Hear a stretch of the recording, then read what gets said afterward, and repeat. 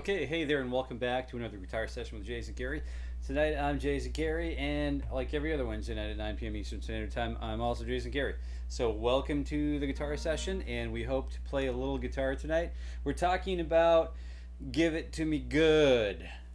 Give It To Me Good, real good, by Trixter. It's an oldie, but it's a goodie, and it features a lot of fun stuff that we should know on the guitar. So without further ado, if you've been playing guitar with me in the past, you know that this chord right here is G5.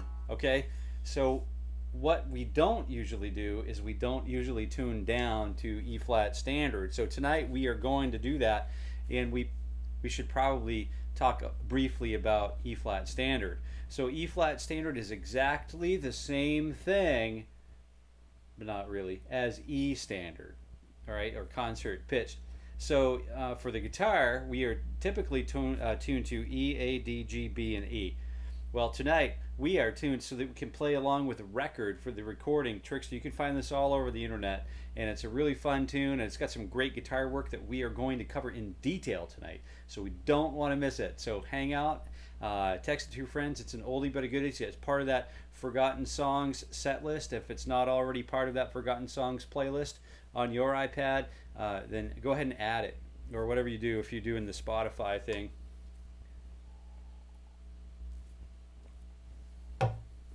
Okay, so oh yeah, everything is E flat standard.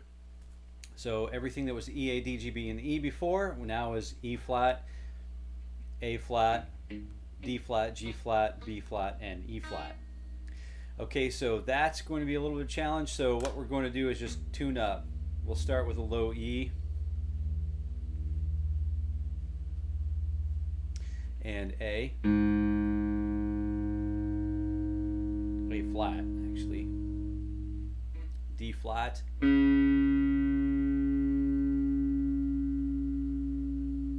G flat,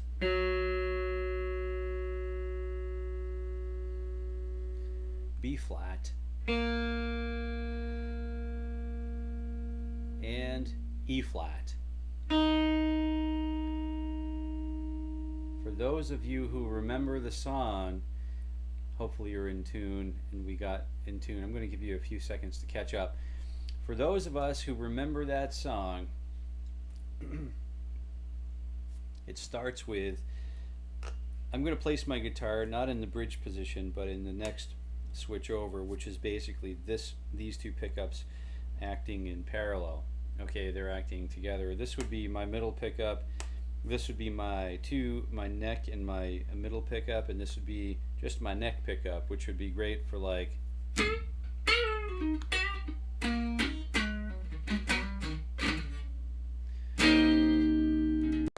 okay, some sort of lead stuff, really fat.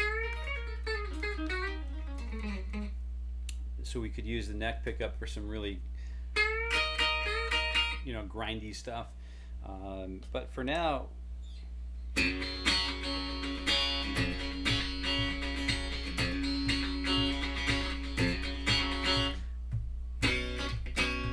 okay, so we have that first finger. We'll start with the introduction guitar riff, and then we'll get into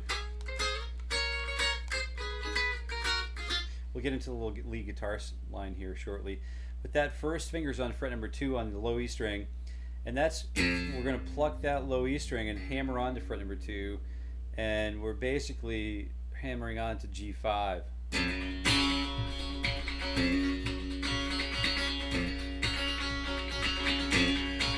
Alright, so it's down, up.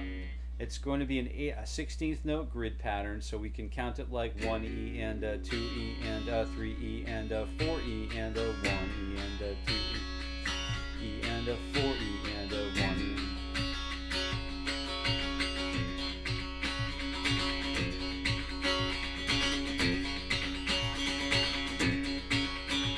That happens a couple of times, and then a really cool lead guitar line comes in. Let me know if you can hear these notes on the guitar on the your headphones. All right, here's the guitar part that comes in over the top of that.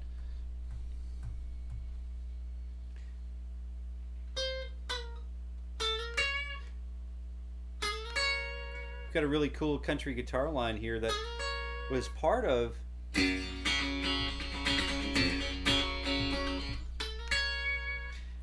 the G chord up here in position number 10, actually. So it's not to confuse us, but this is actually part of the A position bar chord. You know how we play the A.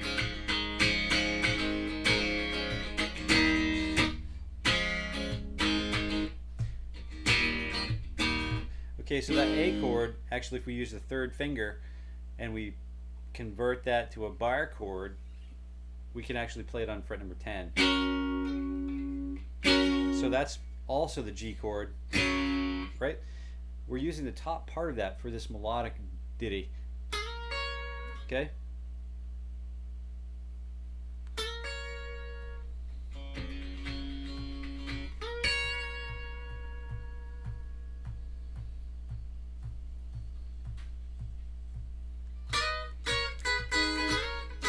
Okay, so the first part of that, this is kind of like the warm-up. It just happens and it just sort of lasts forever, you know, for an introduction. That's for sure. Not that it's bad writing, because it's really cool. It just kind of gives your ears time to sort of like, oh, something's coming my way. So let's prepare to listen. And then what happens is we're moving up to like the C chord, right? So we're using, there are two shapes here. We're using fingers 2 and 3 for the major shape, and then fingers 3 and 1 for the second minor shape, the second shape.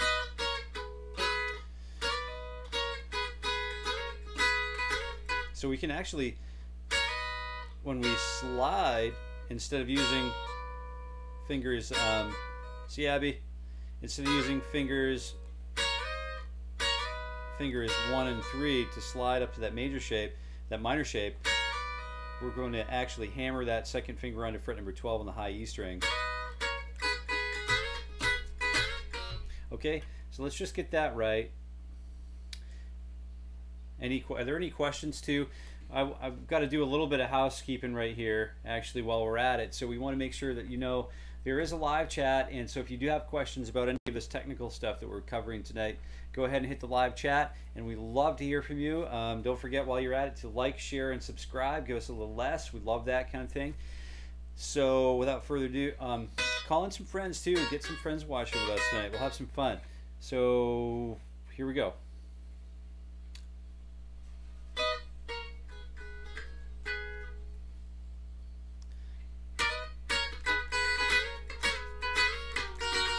All right, so we end up on the G chord here. We start here on that C, G, F, G, back to, and then end up on G down here. It's kind of an inversion of a G chord. So we're really playing on double stops, really nice two-note dyads or two-note chords up here to kind of flesh out the introduction.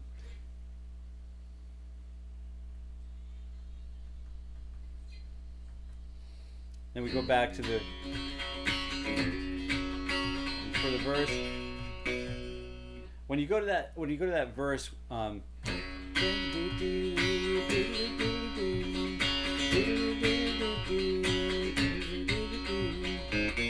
we have a nice little walk up to the C chord, right? So we've got that open A, fret 2 on the A, which is a B note, C, and then we're going up to that, you know, every rose has its thorn, C add 9, or C sus2.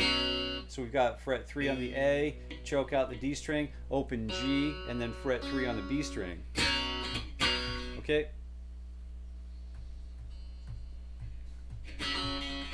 Back to G. And verse again. Walk up.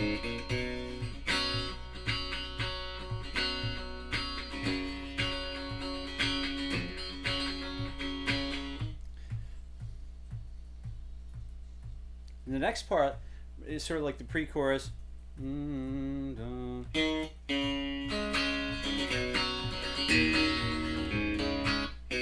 Alright, so the pre-chorus, we're going to use D and then C, and then E minor, and then C, and then the same thing repeats itself again twice. D, we're looking at open D, fret 2 on the G string, and fret 3 on the B, and then C sus2. Again, we've already learned that chord, so fret 3 in the A, choke out the D, open G, and fret 3 in the B. And if I'm out of tune, I hope you can forgive me, but D and then C sus2, and then E minor 7. All right, so that's, you know, the E minor 7 that everybody uses, including Neil Young. So open low E, fret 2 on the D or A, and then choke out, just choke out the D string if you want. You could roll your finger over and play it, but I like to just sort of clean up the chord sound a little bit by just choking out strings that are not needed. See, we don't really need that duplicate E note because we already have a low E string there. B, we have an E and B, and then if we wanted to double it up, we could use another E there if you want, but let's do whatever you like. Open G, and then fret 3 on the B string. So there's the E minor 7, and then back to C. So D and C, D, D, D, D, D, D, and then C sus2, and then E minor, and then what's the turnaround there? Is the second time around different? It is different. Give it to me good. So the last time around is a really cool stop time punch sequence where we play E minor 7, C sus2, and then D. Okay, let's do the pre-chorus one more time.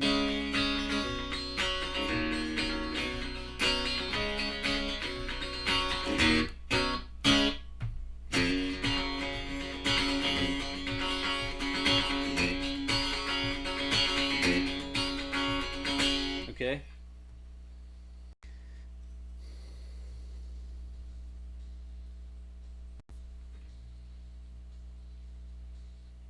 Oh, there's some really cool electric guitar work happening here now. So let's pay careful attention to this.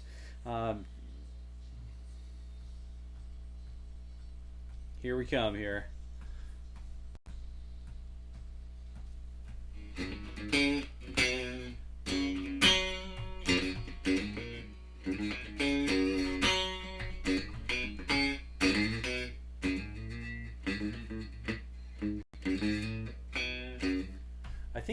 I think we start with the G and then an octave of the G,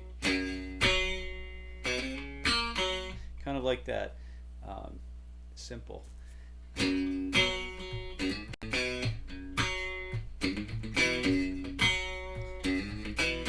Okay, so let's just double check what we're doing here. So we've got that open, oh no, fret 3 in the low E string and jump to that octave G. Okay, that's some really cool work. Let me just double check this. Doodle doodle doo, doodle doodle doo.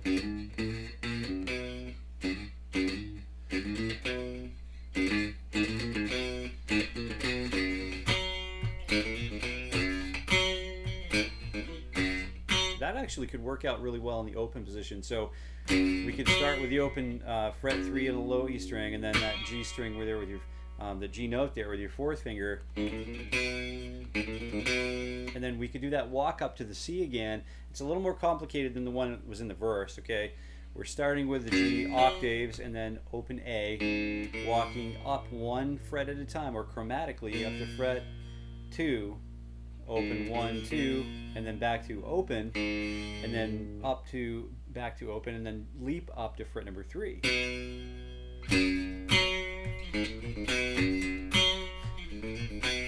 Okay, so that's the first time around. The second time is a little different.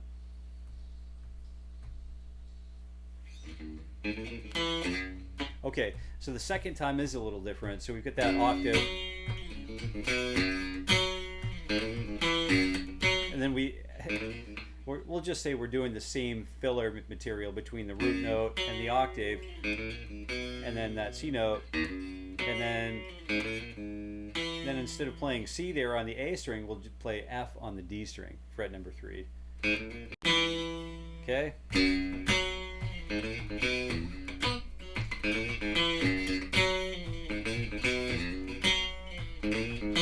Okay, so that's what's going on there. That's kind of fun.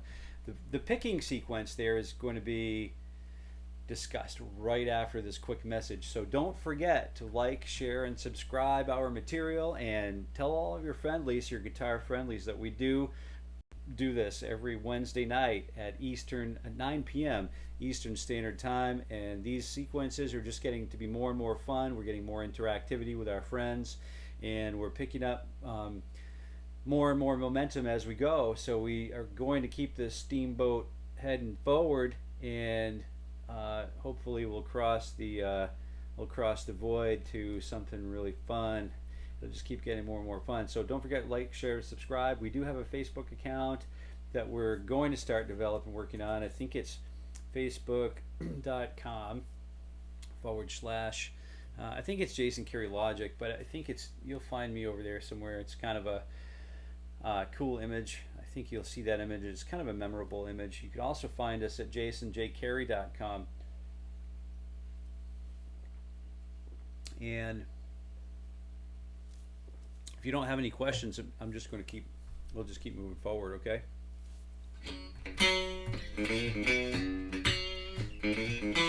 Okay, so what we have so far is the introduction.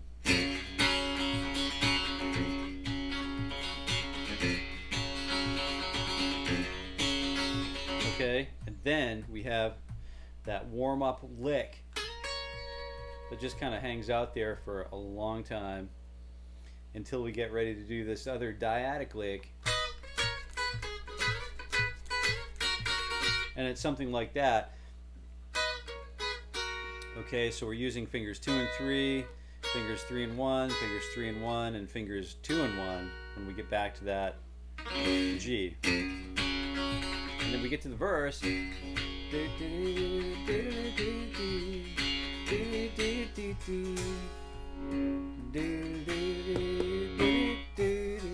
having some technical difficulties.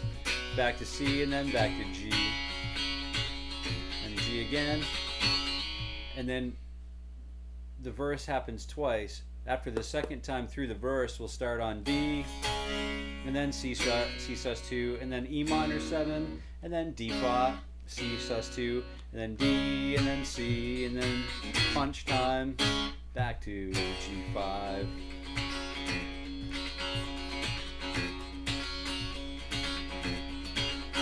Okay, and then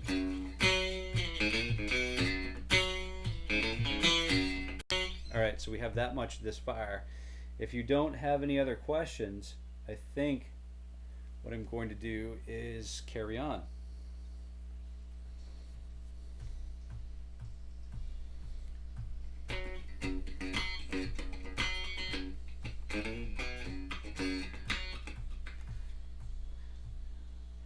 You can hear these little squeals on the guitar throughout the song too.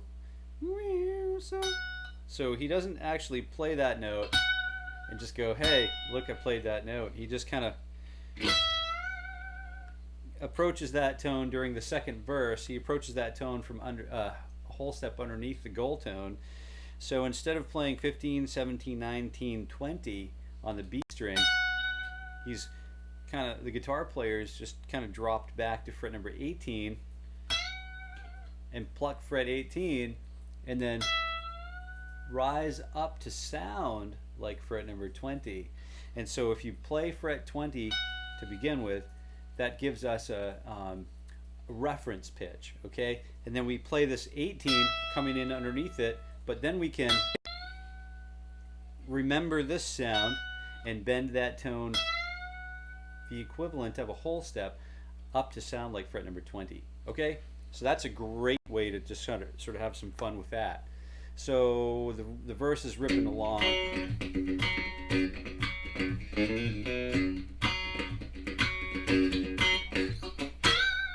Okay, so you get these little squeals here and there. Those are fun to just sort of pay attention to.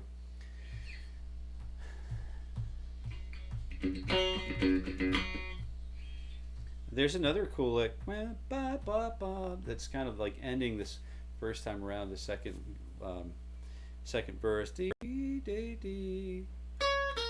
which is pretty much the G major triad played in reverse. So sol, sol, mi, do.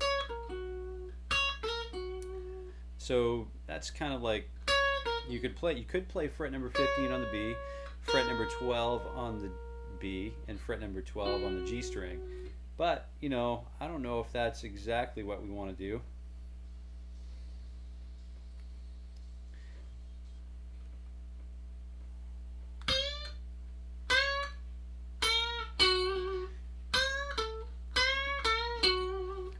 We could start with something like this. We start on fret number in order to just sort of outline that triad, the G triad. We could play, instead of playing just outlining it, we could approach each note from its next lower neighboring scale tone. Okay, so we got fret 13 here, and we play 13, bend it up to sound like fret 15. Fret 11, bend it up to sound like fret number 12. And then we'd end up on fret number 12 on the G string, where we could kind of give it some vibrato.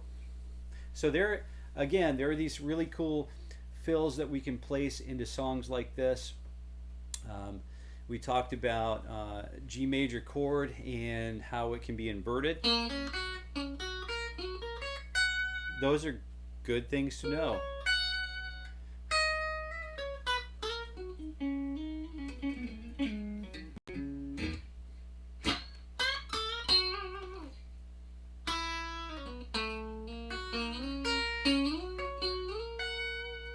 So I think what we're going to do is wish you a good week. Were there any questions? Well, if not, we'll see you again on Wednesday at 9 p.m. Eastern Standard Time. I'm going to play a little bit, and then we'll fade out and see you next time.